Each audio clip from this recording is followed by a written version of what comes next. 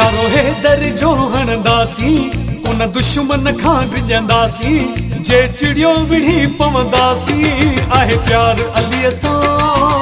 आहे प्यार अलीअ सां आहे प्यार अलीअ सां आहे प्यार अलीअ सां नारो हैदर जो हणंदासी उन दुश्मन खां डिॼंदासी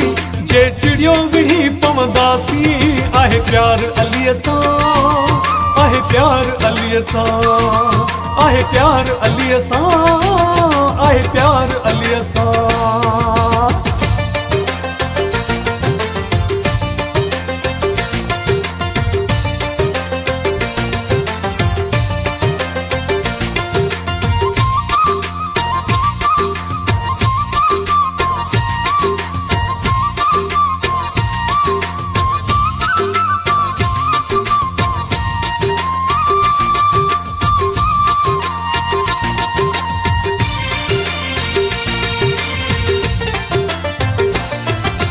दीन बचाइण ख़ातिर जंहिंजो कुटुंब सॼो तकुसी वियो कंहिं न इहे क़ुर्आन पढ़ियो हुसैन अजीअ पढ़ी वियो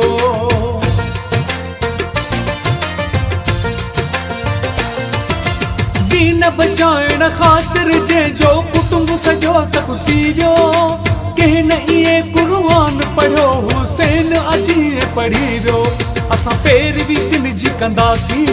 उन दुश्मन खां डिॼंदासी जे चिड़ियो विढ़ी पवंदासी आहे प्यार अलीअ सां आहे प्यार अलीअ सां आहे प्यार अलीअ सां आहे प्यार अलीअ सां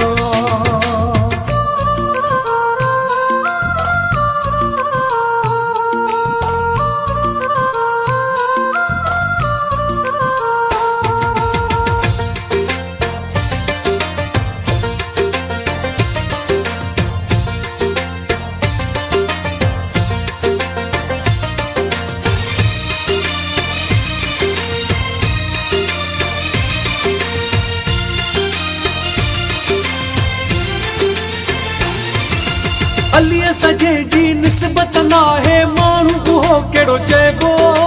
पाण ख़ुदा फरमायो आहे उहो दुश्मन मुंहिंजो सॾिबो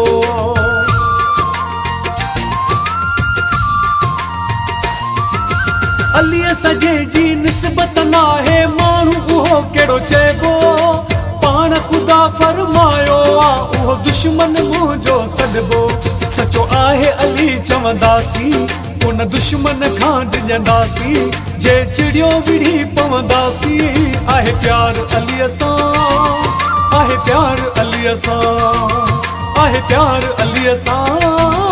आहे प्यार अलीअ सां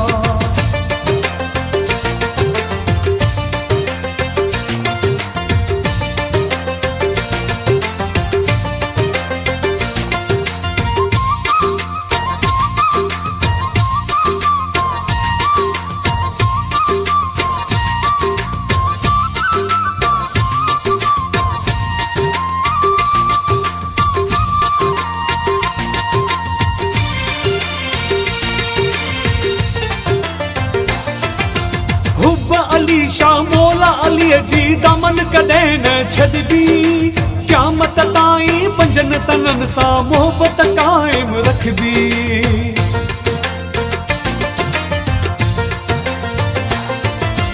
हुब अली शाह मौला अलीअ जी दामन कॾहिं न छॾबी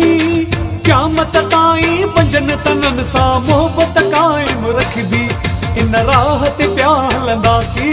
उन दुश्मन खां डिॼंदासी जे चिड़ियो विढ़ी पवंदासी आहे प्यार अलीअ सां आहे प्यार अलीअ सां आहे प्यार अलीअ सां आहे प्यार अलीअ सां नारो हैदर जो हणंदासी उन दुश्मन खां डिॼंदासी जे चिड़ियो विढ़ी पवंदासी आहे प्यार अलीअ सां आहे प्यार अलीअ सां आहे प्यार अलीअ सां आहे प्यार अलीअ सां